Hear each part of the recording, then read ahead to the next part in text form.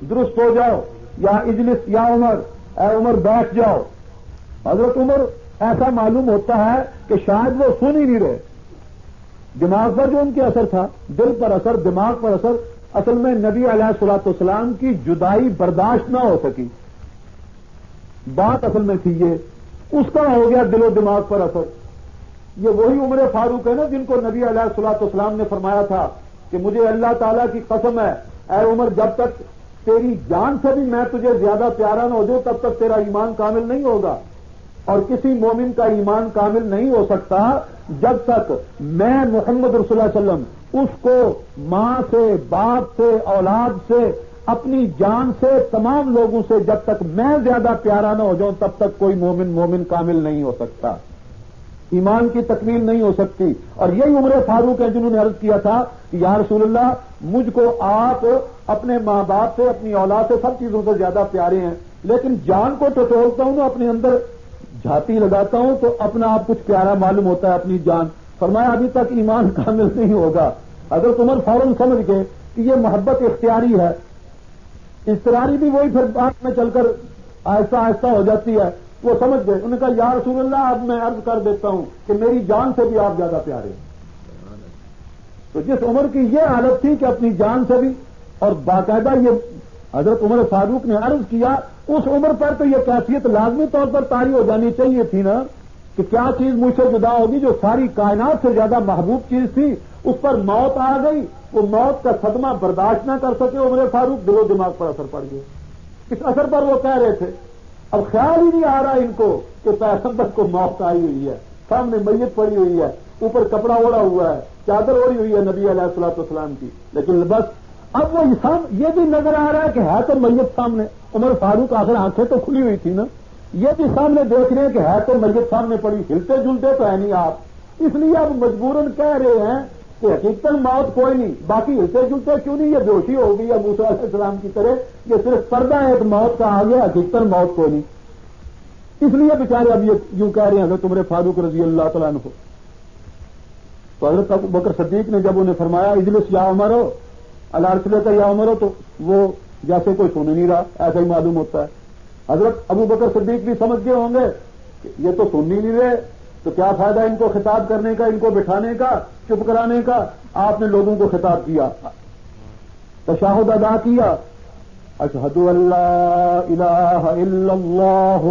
وحدہ لا شریک لہ واشہد ان محمدا عبدہ ورسولہ، اما بعد فیا ایھا الناس من کان منکم یعبد محمدا فإن محمدا قد مات ومن کان منکم یعبد اللہ فإن اللہ حی لا یموت وما محمد الا رسول قد خلت من قبلہ الرسل افإن مات أو قتل انقلبتم على أعقابكم ومن ينقلب على عقبيه فلن يضر الله شيئا وسيجزي الله الشاكرين۔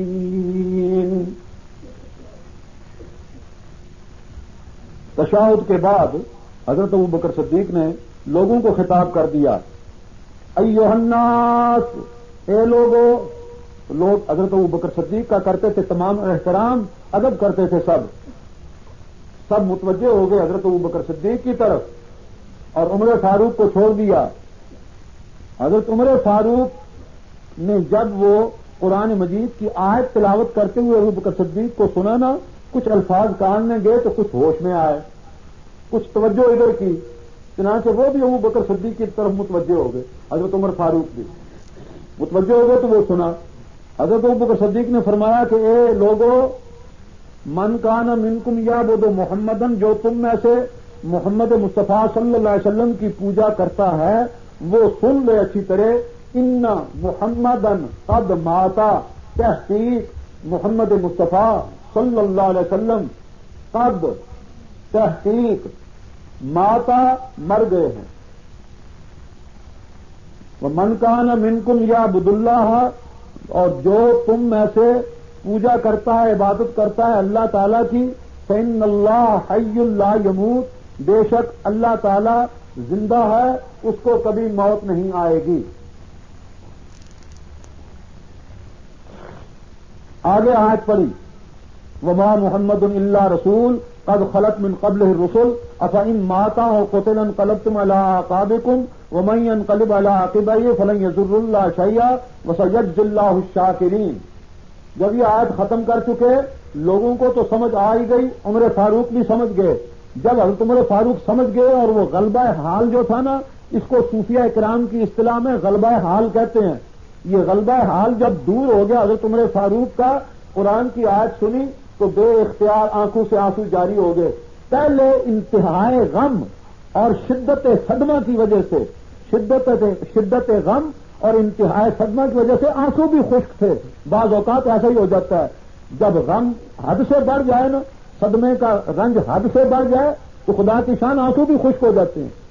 اب جب ہوش آیا تو اب آنسو سے آنسو، اب یقین آ گیا نا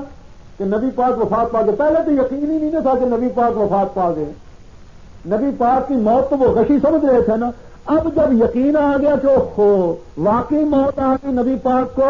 اب آنکھوں سے آنسو جاری ہو گئے. اب روتے روتے یہ لفظ کہے عمر فاروق نے، ابو بکر تیرے اوپر خدا کی رحمت ہو، تو نے تو ہم کو بھولی ہوئی آیت یاد کرا دی. ایسے معلوم ہوتا ہے جیسے یہ آیت ہی آج اتری ہے اور ہمیں یقین آ گیا کہ واقعی نبی پاک واقعی موت ہو گئی آپ کو اور آپ واقعی مر گئے. اس کے بعد غش کھا کر گر گئے. اب یقین پر غش کھا کر گر گئے، خود بے ہوش ہو گئے عمر فاروق. اس یقین کے ساتھ تمام صحابہ کا اتفاق ہو گیا. اب یہ بتائیے حضرت عمر تھے نا سب سے بڑے مخالف تو اس بات کے کہ نبی پاک اوپر سے صرف موت ہے، اندر سے کوئی نہیں موت. لیکن ابو بکر صدیق نے اس بات کی کیا تردید نہیں کی، پھر عمر فاروق نے کیا اس کو تسلیم نہیں کیا، اور تمام صحابہ کا اجماع نہیں ہوا کہ واقعی پیغمبر پر موت آ گئی، واقعی آپ کی روح مبارک نکل گئی. کیا حضرت عائشہ صدیقہ کے الفاظ موجود نہیں؟ پھر اسی بخاری میں یہ الفاظ حضرت فاطمہ الزہرا رضی اللہ تعالیٰ کے موجود نہیں کہ نبی علیہ الصلوۃ والسلام کی وفات کے بعد جو انہوں نے کہا کہ الی جبریل ننعا جنت الفردوس ماوا. اب روح پاک گئی کہاں؟ وہ جو نبی پاک اپنی نزع کی حالت میں فرما رہے تھے اللہم الرفیق الاعلی، اللہم الرفیق الاعلی، اللہم الرفیق الاعلی، یہ بار بار فرما رہے تھے. حضرت عائشہ صدیقہ کہتی ہیں یہاں تک آپ کہہ رہے تھے اے اللہ مجھے اب رفیق اعلیٰ میں لے چل. حضرت عائشہ صدیقہ فرماتی ہیں جب آپ بار بار یہ آپ نے اپنی انگلی مبارک آسمان کی طرف اٹھا کر یہ شروع کیا اللہ کے سامنے یہ عرض کرنی کہ اللہم الرفیق الاعلیٰ، تو میں سمجھ گئی کہ یہ تو وہی بات ہے جو آپ اپنی حیاتی میں فرماتے تھے نا. پہلے آپ فرمایا کرتے تھے آج سے پہلے کہ پیغمبر کو موت کے وقت یہ کہا جاتا ہے، اللہ تعالیٰ کی طرف سے یہ پیغام دیا جاتا ہے کہ تیری جتنی حیاتی تھی وہ تو ہے ختم، لیکن اور حیاتی بڑھانا چاہتے ہو، دنیا کی حیاتی اور کچھ چاہتے ہو چند دن اور ہم بڑھا دیں گے، ہمارے اختیار میں ہے. اللہ تعالیٰ کے اختیار میں کسی کی گھٹا دے، کسی کی بڑھا دے، کسی کی پورے عدل مسمہ پر ختم کر دے. جب اللہ ما یشاء یثبت وعندہ ام الکتاب، یہ تو اللہ کے اختیار کی بات ہے. کسی اپنے فیصلے کو باقی رکھے، کسی اپنے فیصلے کو بدل دے. ما ننسخ من آیت اور ننسها نأت بخیر منها اور مثلها الم تعلم ان اللہ علی کل شیء قدیر. اس لیے ارشاد فرمایا یمحو اللہ ما یشاء یثبت وعندہ ام الکتاب. تو پیغمبر کو حضرت عائشہ صدیقہ فرماتی ہیں کہ آپ فرمایا کرتے تھے کہ پیغمبر کو موت کے وقت یہ پوچھا جاتا ہے کہ اگر چاہتے ہو کچھ اور رہنا تو اللہ تعالیٰ حیاتی کو بڑھا دے، اور اگر دنیاوی حیاتی اب پسند نہیں، اخروی حیاتی پسند ہے تو آگے چلو. تو معلوم ہوتا ہے کہ آپ اب ہم کو پسند نہیں کر رہے، دنیا کی حیاتی آپ کو پسند نہیں، اب آپ اخروی حیاتی کو پسند کر رہے ہیں. تو آپ فرما رہے ہیں اللہم الرفیق الاعلیٰ، اے میرے اللہ مجھے رفیق اعلیٰ میں لے چل. اب آپ کو ہم دنیاوی حیاتی پسند نہیں، آپ کو اخروی حیات اب آپ نے پسند کر لی اور اختیار فرما لی ہے. کیوں جی کیا اس کا مفہوم ہے؟ پھر دوبارہ دنیاوی حیات پیغمبر کو دینا چاہتے ہیں آپ؟ حضرت عائشہ صدیقہ تو فرماتی ہیں اس کو آپ نے چھوڑ دیا اور نہیں پسند کی، بلکہ اخروی حیات کو پسند کیا آپ نے. کر رہا تھا کہ حضرت ام المومنین عائشہ صدیقہ رضی اللہ تعالیٰ عنہا نے نبی علیہ الصلوۃ والسلام کی اس آخری حالت کو، نزع کی حالت کو بیان کرتے ہوئے اللہم الرفیق الاعلیٰ کے الفاظ آپ فرما رہے تھے. اس سے پہلے کہ اور بھی کچھ ارشادات گرامی ہیں ان میں سے بھی بعض چیزیں آپ سن لیں کہ نبی علیہ الصلوۃ والسلام نے ٹھنڈا پانی منگوایا، اس میں دست مبارک کو تر کیا اور چہرہ انور پر پھیرا اور ساتھ فرمایا لعن اللہ الیہود والنصارى اتخذوا قبور انبیائهم مساجد، او کما قال النبی صلی اللہ علیہ وآلہ وسلم۔ بخاری شریف میں موجود ہے کہ نبی علیہ الصلوۃ والسلام نے جب آپ پر وہ موت کی غشی سی آ جاتی تھی، بے ہوشی، لا الہ الا اللہ ان للموت سکرات، یہ بھی آپ بار بار فرماتے تھے کہ لا الہ الا اللہ ان للموت سکرات، بے شک موت کی بڑی بے ہوشیاں ہیں۔ جو سکرات موت طاری ہوتے ہیں وہ آپ پر بھی طاری ہوئے۔ آپ نے بار بار اس سے متعلق فرمایا۔ پھر عائشہ صدیقہ فرماتی ہیں کہ آپ پر زیادہ بے ہوشی آ گئی موت کی وجہ سے، آپ پھر ہوش میں جس وقت آئے اس نزع کی حالت میں، نزع کی بے ہوشیاں جو آتی ہیں بار بار انسان کو، آپ ہوش میں آئے تو آپ نے فرمایا ٹھنڈا پانی لاؤ، ٹھنڈا پانی منگوایا، اس میں دست مبارک کو تر کر کے پھر دوبارہ چہرے انور پر پھیرا اور پھر فرمایا لعن اللہ الیہود والنصارى اتخذوا قبور انبیائهم مساجد۔ پھر آپ پر غشی طاری ہو گئی، پھر وہ نزع کی حالت پیدا ہو گئی، پھر آپ جس وقت ہوش میں آئے آنکھ مبارک آپ نے کھولی، آپ نے فرمایا ٹھنڈا پانی، پھر ٹھنڈا پانی پیش کیا گیا، آپ نے دست مبارک کو تر کیا، پھر چہرہ انور پر پھیرا اور پھر فرمایا لعن اللہ الیہود والنصارى اتخذوا قبور انبیائهم مساجد۔ اللہ تعالیٰ کی لعنت، اللہ تعالیٰ نے لعنت اور پھٹکار ڈالی یہود و نصارہ پر جنہوں نے انبیاء کی قبروں کو مسجدیں بنایا۔ حضرت ام المومنین عائشہ صدیقہ رضی اللہ تعالیٰ عنہا فرماتی ہیں کہ میں سوچ میں تھی کہ کیوں آپ بار بار یہ فرما رہے تھے، کیوں بار بار یہ ذکر آپ کر رہے ہیں۔ مجھے خیال میں آیا کہ وہ یہ تو آپ ڈرا رہے ہیں، یحذر امتہ، آپ اپنی امت کو ڈرا رہے ہیں تاکہ میری موت کے بعد، میرے دفن ہو جانے کے بعد میری قبر کی اس طرح پوجا نہ کریں، اس کو بھی مسجد والا معاملہ اس کے ساتھ نہ کریں۔ یہ اتخذوا قبور انبیاء مساجدہ کا کیا مفہوم ہے؟ ایک تو یہ مفہوم ہے نا کہ سجدے کیے انہوں نے، سجدہ گاہ بنایا انہوں نے انبیاء کی قبروں کو۔ دوسرا اس کا اتخاذ کے محاورے کے مطابق جیسے قرآن مجید میں ہے، فرعون کی بیوی نے کہا تھا لا تقتلوہ عسیٰ ان ینفعنا ونتخذہ ولدا، اس بچے کو قتل نہ کرو، ممکن ہے ہمیں یہ فائدہ دے یا ہم اس کو اپنا بیٹا بنا لیں، یعنی حقیقی بیٹا تو بن نہیں سکتا لیکن بیٹے والے حقوق اس کے ساتھ کر دیں۔ اسی طرح یوسف صدیق کے معاملہ میں، حضرت یوسف علیہ السلام کے معاملہ میں عزیز مصر کی بیوی کو کہ عزیز نے کہا تھا بیوی اپنی کو کہ اکرمی مسوا عسیٰ ینفعنا ونتخذہ ولدا، اس لڑکے کا ٹھکانہ اچھا بنا۔ عزیز مصر نے خود کہا تھا اپنی بیوی کو کہ اس کا ٹھکانہ اچھا بنا، شاید یہ ہم کو نفع دے یا ہم اس کو اپنا بیٹا بنا لیں۔ یہ اتخاذ کا مفہوم۔ اسی طرح اتخذ اللہ ولدا، اللہ تعالیٰ نے اولاد پکڑی ہوئی ہے، اولاد بنائی ہوئی، یعنی حقیقی اولاد تو یوں نہیں کہ کوئی خدا کی بیوی اور اس میں سے بیٹا پیدا ہوا ہو۔ اولاد والے حقوق، جیسے اولاد کو نائب بنا دیا جاتا ہے، متصرف بنا دیا جاتا ہے امور میں کہ تم میرے کام کاج کرو، زمین کا انتظام کرو، مکان کا انتظام کرو، کوئی لینے دینے کے لیے آئے اس کو تم لے دے لیا کرو، تو یہ سارا جیسے اس کو نائب متصرف بنا دیا جاتا ہے بیٹے کو، یہ حقوق ہوتے ہیں اولاد کے بیٹے کے۔ تو حقیقی بیٹا تو نہیں بننے کا لیکن بیٹے والے معاملہ اس سے کیا جائے۔ اسی طرح یہاں ہے لعن اللہ الیہود والنصارى اتخذوا قبور انبیائهم مساجدا، اتخاذ وہی یہاں ہے، بنا لیا انہوں نے اپنے انبیاء کی قبروں کو مسجدیں، یعنی حقیقی مسجدیں اتنی کہ اوپر کو مینار کھڑے کر دیے یا اس طرح کا محراب بنا دیا، سچ مچ کی مسجد بنا دی اس کو، یعنی مسجد والا جو معاملہ تھا، مسجد والے جو حقوق تھے وہ نبیوں کی قبروں کے ساتھ کیے۔ یہ بتوں کے لیے آیت نہیں، حدیث نہیں ہے، نہ بتوں کا ذکر ہے نہ کسی اور چیز کا ذکر ہے، انبیاء کی قبروں کا۔ قبریں بھی باقی لوگوں کی نہیں، انبیاء علیہ الصلوۃ والسلام کی، ان کے ساتھ معاملہ مسجد والا کیا، جیسے اتخاذ ولد میں بیٹے والا معاملہ اس کے ساتھ کرو، حقیقی بیٹا تو بن نہیں سکتا، اس طرح حقیقی مسجدیں تو وہ نہیں ہیں تو وہ قبریں، لیکن ان کے ساتھ معاملہ مسجد والا کیا کہ آپ مسجد میں کیا معاملہ ہوتا ہے جی؟ مسجد کا حق کیا ہوتا ہے؟ جب آپ آتے ہو مسجد میں تو کیا کرتے ہیں؟ آپ قیام کرتے ہیں، قوموا للہ قانتین، قیام کرتے ہو بڑی عاجزی کے ساتھ، ہاتھ باندھ کر کھڑے ہو جاتے ہو۔ ایک دوسرا، سر جھکانے کا معاملہ پھر ہوتا ہے اللہ کے سامنے کہ رکوع کیا جاتا ہے۔ دو، تیسرا معاملہ ہوتا ہے زمین پر ماتھا رکھ دینے کا، جیسے کسی کے قدموں کے آگے گر جاتا ہے آدمی تو اپنی پیشانی کو زمین پر رکھ دینے کا۔ تین، اور یا پھر پکارنے کا معاملہ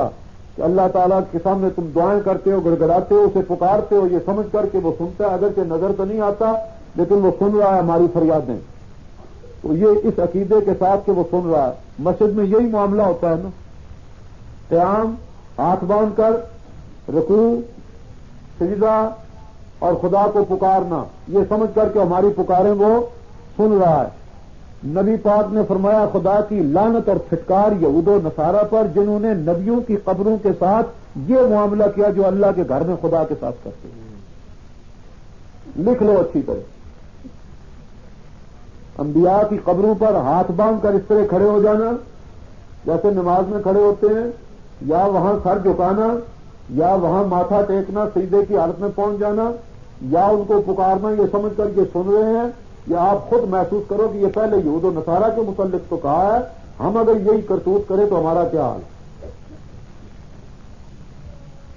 آپ کے مسئلے رہے تو آپ کے ساتھ، یہ تو ہے پیغمبر کا ارشاد گرامی۔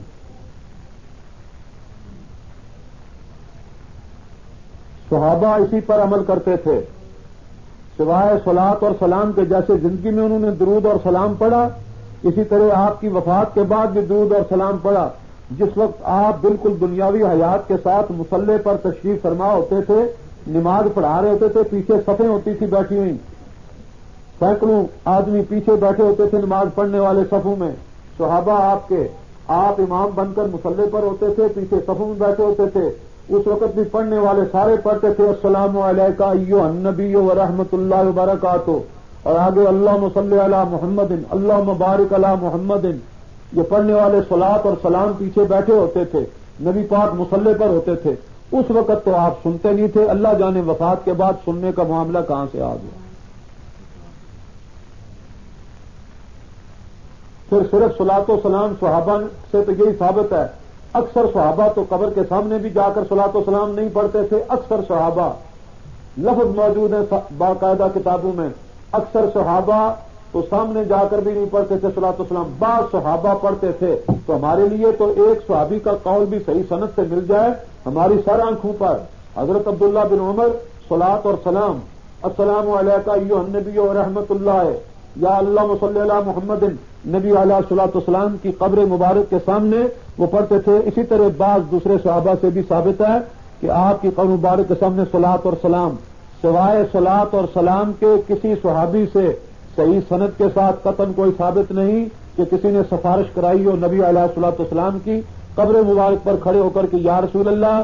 میری یہ فریاد آپ سنیں، میری فریاد خدا کے سامنے پہنچائیں اور میری سفارش کریں، میرے گناہ آپ معاف کرائیں، اور یا یہ آیت اس نے پڑھی ہو وَلَوْ أَنَّهُمْ ظَلَمُوا أَنفُسَهُمْ جَاءُوكَ فَاسْتَغْفَرُوا اللَّهَ وَاسْتَغْفَرَ لَهُمُ الرَّسُولُ لَوَجَدُوا اللَّهَ تَوَّابًا رَحِيمًا۔ جو زندگی میں نبی پاک کی زندگی میں جو آیت اللہ تعالیٰ نے ارشاد فرمایا تھا کہ یہ منافقوں کے ہاتھ میں، کہ یہ منافق جنہوں نے آپ کی مجلس میں بیٹھ کر تو آپ کی بات کہتے ہیں، جب آپ سے غائب ہو جاتے ہیں، بیت طائف غیر الذی تقول، ان میں سے ایک گروہ آپ کے بات کے، آپ کے حکم کے خلاف سازشیں کرتے رہتے ہیں اور رات بھر بیٹھے رہتے ہیں، راتوں کو سازشیں کرتے رہتے ہیں آپ کی بات کے خلاف، تو یہ بددیانتی کرتے ہیں، بے ایمانی کرتے ہیں، خیانت کرتے ہیں آپ کی باتوں میں، زبان سے کہتے ہیں لا الہ الا اللہ محمد رسول اللہ، آپ کی مجلس میں بیٹھے ہیں، بعض اوقات آپ کے پیچھے نمازیں بھی پڑھتے ہیں، آپ کی بیٹھ کر باتیں بھی سنتے ہیں، قسمیں کھا کھا کر آپ کی رسالت کی گواہی بھی دیتے ہیں، لیکن جب آپ سے الگ ہو جاتے ہیں تو آپ کے خلاف مشورے بھی کرتے رہتے ہیں۔ یہ بے ایمان ہے، حقیقت میں ان کے اسلام کا کوئی اعتبار نہیں۔ ان میں سے اگر کوئی مر جائے آپ اس کا جنازہ نہ پڑھیں، آپ اس کے لیے بخشش کی دعا نہ کریں، 70 بار بھی آپ بخشش کی دعائیں ان کے لیے شفاعت آپ ان کے لیے سفارش آپ ان کے لیے 70 بار بھی کریں، بخشش کی دعائیں مانگیں، نہیں قبول ہوگی۔ ہاں ایک صورت ہے قبول ہونے کی ان کے لیے، وَلَوْ أَنَّهُمْ إِذْ ظَلَمُوا أَنفُسَهُمْ، جب انہوں نے موت کے بعد تو آپ ان کے لیے بخشش کی دعا کریں نہیں ان منافقوں کے لیے۔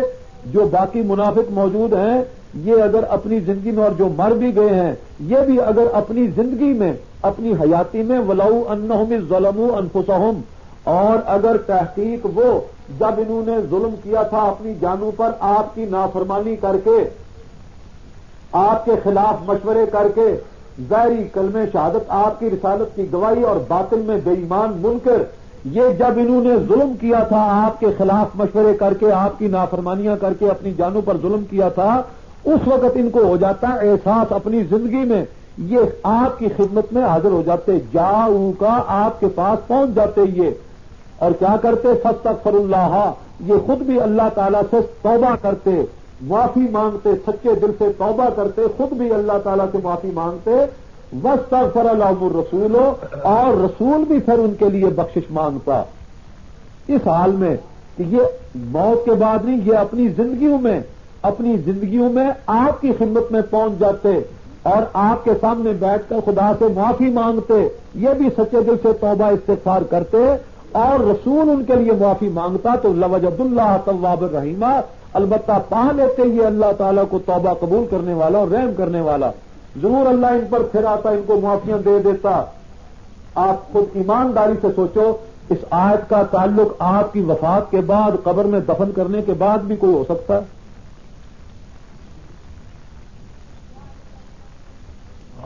قرآن کا سیاق اور سباق کوئی چیز نہیں۔ آپ ہی دیانت امانت سے سوچ لو،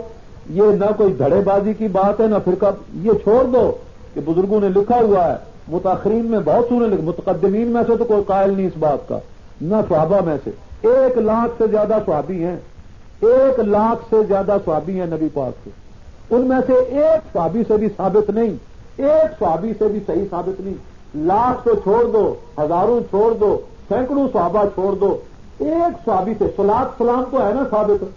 بعض صحابہ سے آپ کی قبر پر جا کر پڑھنا وہ تو ٹھیک ہے، لیکن یہ صفات بھی کرانی، سفارش کرانی، یہ آیت پڑھ کر وَلَوْ أَنَّهُمْ إِذْ ظَلَمُوا أَنفُسَهُمْ، اگر اس آیت کا یہ مفہوم بھی تھا کہ آپ کی حیاتی میں بھی آپ جب تک دنیا میں موجود ہیں تو آپ کے پاس آ کر دعا کراؤ، یہ تو ٹھیک ہے نا، اور اگر آپ کی موت کے بعد قبر میں دفن ہونے کے بعد بھی اس کا مفہوم تھا کہ زندگی میں بھی کراؤ اور موت کے بعد بھی آپ سے دعائیں کرواؤ، شفاعت اور سفارش کراؤ دفن ہونے کے بعد بھی، تو اس کا مطلب یہ ہوا کہ 1 لاکھ سے زیادہ صحابہ سارے کے سارے نے اس پر عمل نہیں کیا، سارے بد عمل گئے دنیا سے۔ ایک صحابی سے بھی ثابت نہیں کہ انہوں نے زندگی میں تو سینکڑوں بار وہ دعائیں کراتے رہے، بارش کے لیے سفارشیں کراتے رہے، اپنی بخشش کے لیے دعائیں آپ سے کراتے رہے، لیکن موت کے بعد اگر اس آیت کا مفہوم دونوں موقعوں کے لیے تھا کہ آپ کی زندگی مبارک میں بھی اور آپ کی موت کے بعد قبر مبارک میں دفن ہونے کے بعد پھر آپ کو یہی آیت پڑھ کر پھر آپ سے دعا کرائی جائے، تو پھر اس کا مطلب تو یہ ہوا استغفر اللہ معاذ اللہ کہ 1 لاکھ سے زیادہ صحابی، ایک صحابی نے بھی اس پر عمل نہیں کیا۔ کیا فتویٰ ہے صحابہ کے متعلق پھر اگر اس آیت کا یہ مطلب ہے تو کہ وفات کے بعد بھی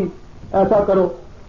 اسی لیے متقدمین میں کوئی ایک بھی اس بات کا قائل نہیں، ہاں متاخرین میں بہت سے بزرگ ہیں، ہم ان کو برا نہیں کہتے، معاذ اللہ ربی، خدا کا قرآن میرے سامنے موجود ہے، ہم ان کو برا نہیں، ہم ان کا احترام کرتے ہیں، اپنے سے بہتر جانتے ہیں، ان کو اچھا سمجھتے ہیں، جو ان پر بدگوئی کرتا ہے اس کو ہم برا کہتے ہیں، لیکن مسئلے میں اختلاف کی گنجائش تو اپنے اکابر کے ساتھ ہو سکتی ہے نا۔ شاگرد کو استاد کے ساتھ مسئلے میں اختلاف کی گنجائش دیانت امانت سے تو ہو سکتی ہے نا۔ یہ کوئی کفر اسلام کا فرق تو نہیں پڑ گیا اس میں کہ ایک آدمی مرتد ہو گیا اور دوسرا مرتد نہیں ہوا، لہذا یہاں تک تو نوبت نہیں پہنچی ہوئی اس مسئلے میں، تو علمی اختلاف ہے، فروعی اختلاف ہے۔ اور پھر متقدمین میں کوئی بھی اس بات کا قائل نہیں. صحابہ میں سے 1,00,000 سے زیادہ صحابی، ایک صحابی سے یہ ثابت نہیں، ائمہ سے یہ ثابت نہیں، متقدمین میں سے کسی سے ثابت نہیں. متاخرین میں فتح القدیر سے لے کر یہ مسئلہ چلا، متاخرین میں فقہاء میں سے فتح القدیر سے لے کر یہ مسئلہ چلا، اور اسی طرح شافعیوں میں سے چلا. تو یہ انکار نہیں کہ ہے، کیا نہیں کسی نے. متاخرین میں بہت سے ہیں بزرگ فرمانے والے، ان کی کتابوں میں موجود. لیکن ایک شخص اگر کہتا ہے صحابہ میں سے کسی نے یہ فعل نہیں کیا، 1,00,000 سے زیادہ صحابی، اگر آج کا یہ دونوں جگہ مفہوم ہے کہ موقع اس کا آپ کی زندگی میں بھی تھا اور وفات کے بعد بھی ہے، تو صرف ہماری گزارش اتنی ہے کہ صحابہ نے وفات کے بعد نہیں کیا. اور اگر دونوں موقع پر ہونا چاہیے ضروری، جو نہ کرے وہ مجرم بنتا ہے، تو پہلے صحابہ کے متعلق فیصلہ کرنا چاہیے کہ وہ بھی مجرم ہیں یا نہیں. والعیاذ باللہ. اور پھر متقدمین کے متعلق بھی فیصلہ کر لینا چاہیے، پھر اماموں کے متعلق بھی فیصلہ ہو جانا چاہیے، سارے متقدمین کے متعلق. متاخرین کے متعلق میں خود گزارش کر رہا ہوں آپ سے، متاخرین میں بہت سو نے لکھا ہوا کہ شفاعت کرانی چاہیے یہ آیت پڑھ کر وہاں، لیکن ان کو برا بھی نہیں ہم کہتے. لیکن یہ تو نہیں صورت اختیار کر لینی چاہیے اگر مسئلے کا کوئی اختلاف بیان کرے اور اختلاف کے پہلو میں ایک چیز کو وہ اپنی دیانت امانت کے ساتھ ترجیح سمجھے، اس کو گردن زدنی کے قابل سمجھا جائے اور اس کے اوپر بہتان لگائے جائیں، ان پر فتوے چشمہ کیے جائیں. خدا کے لیے آپ تمام حضرات، تمام مولوی صاحبان اس روش کو چھوڑ دیں کہ جو جب علمی اختلاف آ جائے، فروعات کا اختلاف ہو، تو خدا کے لیے اس پر فتوے مت چشمہ کریں. اس طرح تو شافعی، حنفی، مالکی، حنبلی اس سے بھی زیادہ اختلافات ان کے اندر موجود ہیں. حلال و حرام تک اختلاف موجود ہے، یجوز و لا یجوزوں کا موجود ہے، حل و حرمت کا اختلاف موجود ہے، فرض اور واجب اور فرض اور نفل کا اختلاف موجود ہے، واجب اور مکروہ کا اختلاف موجود ہے، لا یجوزوں اور یجبوں کا اختلاف موجود ہے، فرض کا اور ممانعت کا اختلاف موجود ہے. ایک کے نزدیک ایک بات منع ہے، نہیں کرنی چاہیے، دوسرے کے نزدیک فرض ہے، کرنی چاہیے. ایک کے نزدیک ایک چیز حرام ہے، دوسرے کے نزدیک وہ حلال ہے. یہاں تک اختلافات موجود ہیں. تو کیا اب اس اختلافات میں ہم حنفی شافیوں کو برا کہیں اور شافی حنفیوں کو برا کہیں؟ یہ بھی روش مہربان متاخرین نے اختیار کیا ہے دوسرے کو برا کہنے کی. متقدمین تو یوں نہیں کیا کرتے. تو سچ کہا امام مالک رحمۃ اللہ علیہ نے، لن یصلح آخر هذه الامة الا ما اصلح اولها، اور کما قال مالک رضی اللہ تعالیٰ عنہ، ہرگز کوئی چیز اصلاح نہیں کر سکتی اس امت کے اخیری حصے کی، اس امت کے پچھلے حصے کی کوئی چیز اصلاح نہیں کر سکتی، کوئی چیز نہیں سنوار سکتی، مگر وہی چیز سنوارے گی، عقیدے میں بھی، عمل میں بھی، اخلاق میں بھی، علم میں بھی. وہی چیز سنوارے گی جس چیز نے پہلے حصے کو سنوارا ہے. جس چیز نے امت کے پہلے حصے کو سنوارا ہے وہی چیز امت کے پچھلے حصوں کو بھی سنوارے گی. اس کے سوا نہیں اسلحہ کوئی چیز ہرگز نہیں سنوار سکتی. امت کے پہلے حصے کو کس چیز نے سنوارا؟ اللہ کی کتاب نے، نبی پاک کی سیرت نے، ارشاد نے، قول نے، عمل نے، سیرت پاک نے، صحابہ کے ارشادات گرامی نے.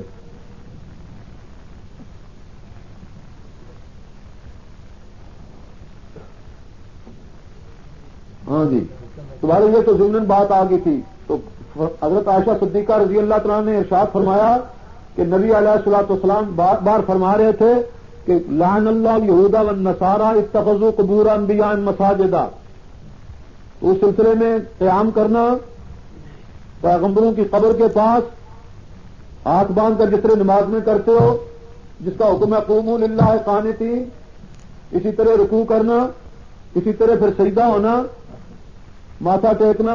یا پھر یہ سمجھ کر کے سنتے ہیں ہماری تمام فریادیں، تمام مرادیں ہماری، تمام حاجتیں، تمام مرادیں، تمام فریادیں ہماری، سب فریادیں یہ سنتے ہیں، یہ سمجھ کر پکارنا. اس کی ذمہ داری تو پھر انہی لوگوں پر ہے بھائی جو اس بات کے قائل ہیں کہ وہ ہر قسم کی فریاد قبر کے پاس سن لیتے ہیں. وہ باقی مردوں کے لیے بھی جب سماع موتا کے قائل ہیں تو نبی کی ہستی تو بہت بڑی بلند ہے. ہم تو سرے سے سماع موتا کے قائل نہیں. امام ابو حنیفہ کا مسلک ہے صاف اس معاملے میں وہ سماع موتا کے منکر ہیں، ہم بھی سماع موتا کے منکر ہیں، اور اس کے ساتھ کتاب اللہ کی زیادہ مفادت ہے، زیادہ اقرب ہے کتاب اللہ کے، زیادہ اقرب ہے خدا کے قرآن کے امام ابو حنیفہ کا مسلک، ہمیں وہ زیادہ پسند ہے۔ جو لوگ سماع موتا کے قائل ہیں ہم ان کو کافر نہیں کہتے، مشرک نہیں کہتے، بے ایمان بددیانت نہیں کہتے۔ باقی اگلا حصہ اگر آ گیا وہ قیام، رکوع، سجود، پھر اس کے بعد ہم کہیں گے کہ اب ہمارا تمہارا اختلاف اصول میں ہو چکا ہے، اب کفر اسلام کا اختلاف ہے ہمارا اور تمہارا۔